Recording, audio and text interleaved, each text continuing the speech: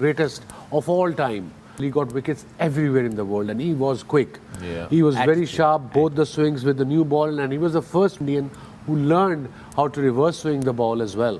So he was just phenomenal bowler, unbelievable. जो उसकी मैंने उससे क्या सीखा कि मैंने उससे पूछा मैं कि तू पहला बॉल वार्म अप क्यों नहीं करता?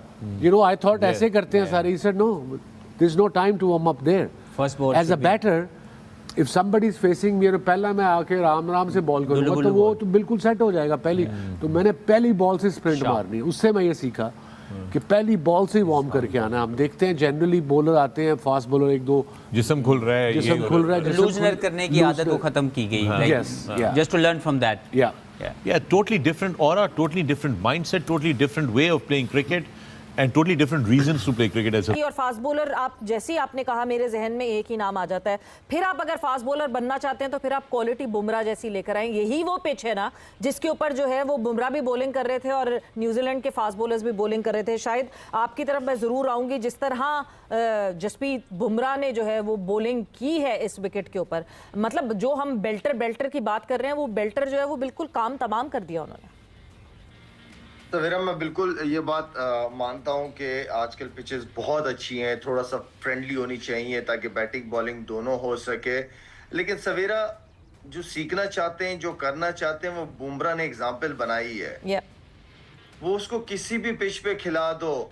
असल चीज है कि पिच रीड करना, अपनी स्ट्रेंथ को देखते हुए आप उस पिच को रीड करते हुए आप अपना वो प्लान लेके आते हैं, आप होमवर्क करते हैं और आप डिलीवर करते हैं उसी तरीके से. ऐसी ये जो बुमराह है ये सबके लिए एग्जांपल है. बिल्कुल ठीक है ना. ये जो फास्ट बॉलर बात करते हैं कि बहुत ज्यादा पिचेस फ्रेंडली, या हम बात करते हैं, ठीक है ना, आप अच्छी बॉलिंग कर सकते हैं. ये नहीं कि 4 ओवर के अंदर आप 60, 50, 60, 70 रन दे दें.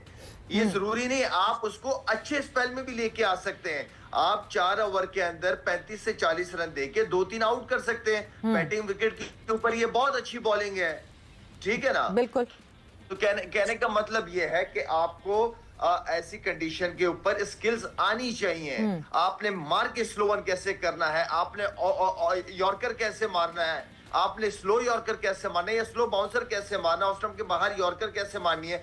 ये होमवर्क आपको करके आना पड़ता है. बचने वाले बच जाते हैं जी, करने वाले कर जाते हैं. से यार, जब आपको पता है कि आपके पास इतना स्किलफुल बॉलर है जो कि उसकी जिसकी सोच है दुनिया की उस तरह की सोच ही नहीं है. जिस तरह का उसके पास स्किल सेट है दुनिया के पास उस तरह का स्किल सेट नहीं है.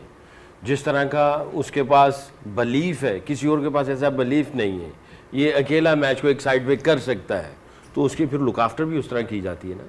और उन्होंने करके दिखाई और वो कर रहे हैं. और जाहिर है वो खुद भी ऑनेस्ट है, उसको भी पता है अपनी वैल्यू का, उसको अपनी वर्थ का पता है.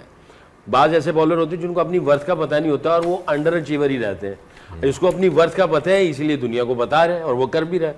और मैं ये समझता हूँ कि ये सबसे ज़्यादा इंपॉर्टेंट चीज़ है. गुल ने भी अभी मेंशन किया कि उनके सिस्टम ने उसको कितना लुक आफ्टर किया. आई थिंक शोएब अख्तर ने ब्यूटीफुली एक्सप्लेन अबाउट बुमराह कि उसके अंदर क्या क्या क्वालिटीज़ हैं.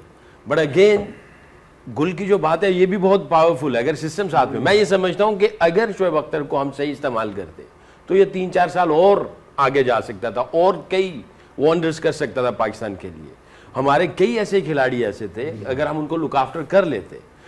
यॉर्कर मारना बहुत जोर लगता है. अगर आप 6 गेंद कर ले लेंथ के ऊपर, एक यॉर्कर मारेंगे उतनी एनर्जी एक यॉर्कर ले जाएगा.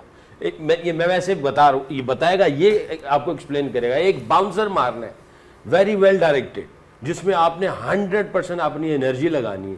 एक बाउंसर मारने का 3 ओवर का स्पेल उतनी एनर्जी जो है ना उसकी लग जाती है उसके ऊपर. तो और प्रेशर सिचुएशन में आना तो लोड और ज्यादा बढ़ जाता है. तो जिस तरीके से इसकी लुक आफ्टर की गई है, बैक इंजरी छोटी इंजरी नहीं होती है, लोगों के कैरियर खत्म हो जाते हैं. मैंने कोई 500 ऐसे फास्ट बॉलरों को देखा है इंग्लैंड के अंदर कि जिनकी बैक इंजरी आई उनकी क्रिकेट खत्म हो गई, उसके बाद वापस नहीं आ पाए. तो सिस्टम ने कितने अच्छे तरीके से उसको लुक आफ्टर किया. उनको पता था. आई थिंक प्रॉब्ली इसकी मेंटल असेसमेंट इन्होंने की हुई थी कि इसका दिमाग कितना टॉप क्लास का है, इसका जिगरा कितना बड़ा है, इसके अंदर स्किल्स कितनी ज़्यादा हैं. तो पूरे सिस्टम ने इसको बैक किया और बैक करने के बाद जो है आज बुमराह आपके सामने है.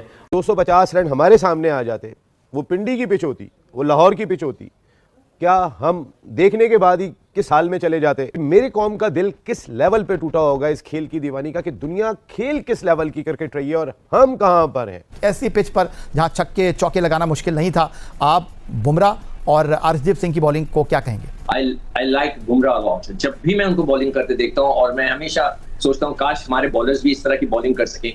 आपने देखा कि बुमराह की बॉलिंग है उसने भी की, मगर मैं बुमराह की इससे ज्यादा बात करूं कि मैं उसका बहुत बड़ा फैन हूं। उसने किस तरह यॉर्कर्स मारे, हमारे बॉलर्स ने कभी यॉर्कर्स मारे? हमारे बॉलर को जब फिटी लगती है तो फिटी लगती रहती है। नई बॉल, मिडल ओवर, डेथ, इतने इंप्रेसिव, इतने लीथल, हमारे पास कब आएगा ऐसा बॉलर? बहुत बड़ा एसेट है ये इंडिया के लिए अगर आप बुमराह की बात करें। बुमराह ने ये प्रूव किया है कि T20 क्रिकेट में जितने भी इस वक्त बॉलर्स हैं, चाहे पाकिस्तान वाले, हम तो हमेशा अपने बॉलर्स को प्रीमियम फास्ट बॉलर और ईगल्स कहते हैं और पता नहीं क्या कुछ कहते हैं, बट इसको कहते हैं मैचेस जितवाना। लेकिन भाई साहब बात सिर्फ एक ही है, वो है जसप्रीत बुमराह। ये होते हैं आपके बॉलर्स जो आपको मैचेस जितवाते हैं। वो प्ले